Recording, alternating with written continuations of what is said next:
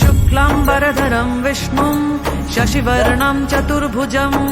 प्रसन्नवदनं ध्यायेत् सर्वविघ्नोपशान्तये व्यासं वसिष्ठनप्तारं शक्तिः पौत्रमकल्मषम् पराशरात्मजं वन्दे शुकतातं तपोनिधिं व्यासाय विष्णुरूपाय व्यासरूपाय विष्णवे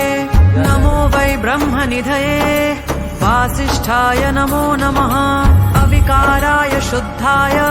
नित्याय परमात्मने सदैकरूपरूपाय विष्णवे सर्वजिष्णवे यस्य स्मरणमात्रेण जन्म संसारबन्धनात् विमुच्यते नमस्तस्मै